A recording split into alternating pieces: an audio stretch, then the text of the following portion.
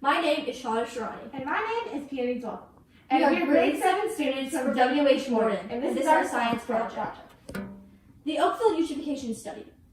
Is Oakville's aquatic ecosystem in danger? The purpose of this study was to determine if there are higher amounts of plant fertilizers in the Oakville's neighboring bodies of water. Fertilizer contains nitrate and phosphate, which could severely damage the environment through the process of eutrophication. Eutrophication is a process that is caused by excessive amounts of plant and algae growth due to the higher availability of one or more growth factors needed for photosynthesis, such as sunlight, CO2, and nutrients. Although eutrophication is a natural process, human activities have increased the rate and extent of this process significantly by dumping extra nutrients such as nitrogen, phosphorus into bodies of water. This has caused dramatic damage to the aquatic ecosystem. In this project, the bodies of water in the neighborhood were tested to see if there were any harmful amounts of fertilizer present in the water. Specific testing kits were used to determine the amount of phosphate, pH, alkalinity, nitrate, and nitrate plus nitrite in 10 different Oakville neighborhood ponds. Our hypothesis was that if there were excess usage of one fertilizer by Oakville's residents, then there would be high amounts of nitrogen and phosphorus in the surrounding water, which would contribute to worsening the process of eutrophication in Oakville because residents are not careful about the amount of fertilizer they use. These were the materials we used. Number 588 school water testing kit from the Science Fair Center. Testing kit for testing the water for fertilizer. To test phosphate, to see if it's in the water, pH, alkalinity, nitrate, and nitrite, plus nitrate. Boiled and tap water as control. Simple water form, 10 ponds, lakes, water management pools. Okay. Our experiment was that we collected samples from 10 different neighborhoods' bodies of water. For each pond, 2 samples were collected, 5 days apart, for testing to reassure the accuracy of our results. Because we collected the sample during the winter month, we had to collect ice samples from each pond by breaking the surface ice and digging deep. We were able to get a sample from a deeper surface, and this helped us to avoid cross-contamination from the surface snow. We also used 2 samples of boiled water and tap water as a control. Definitions.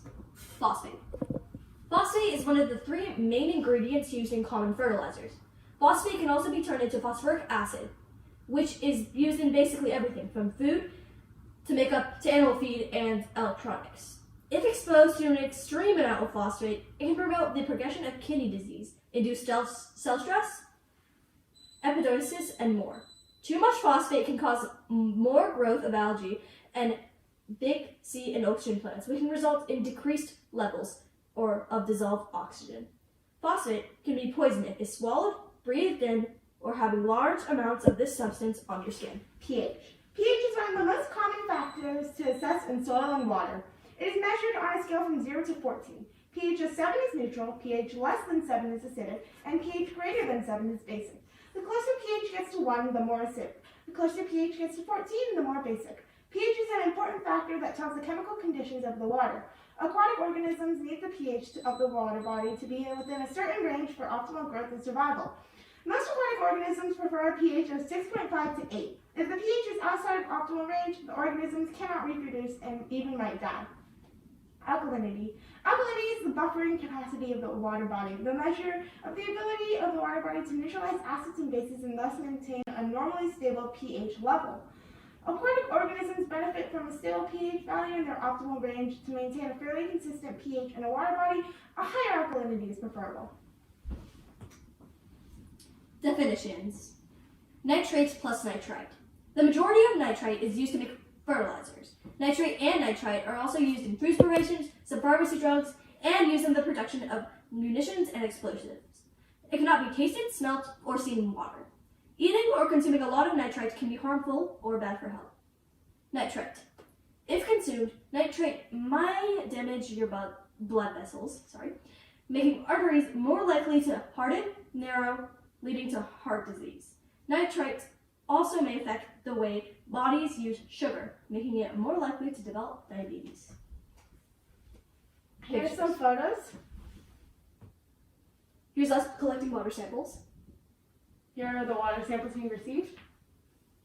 Here's us testing for phosphate. Here's us testing for nitrite and nitrite. Now are the tables.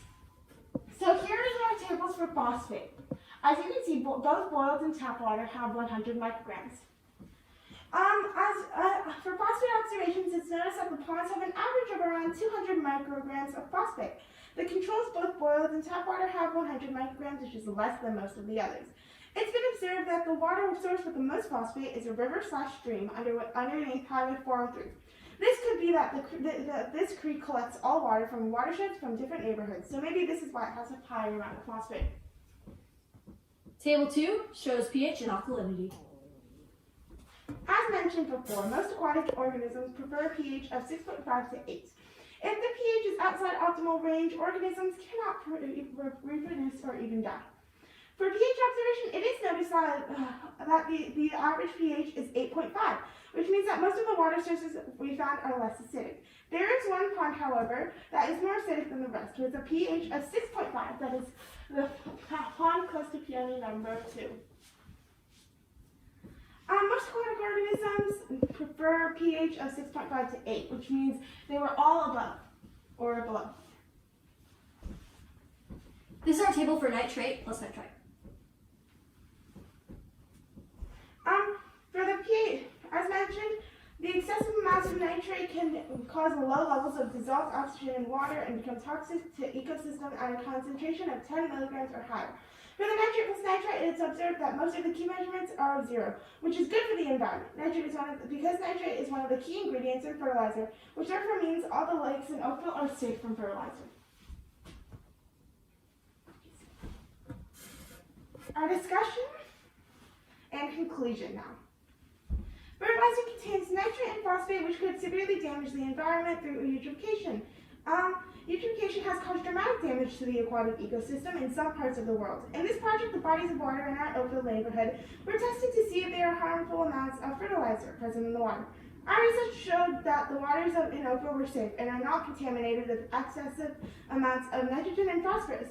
This means our Oakville is an eco-friendly city and Oakville's aquatic system is safe. We would like to thank our friends and family for helping us along the way. Thank you.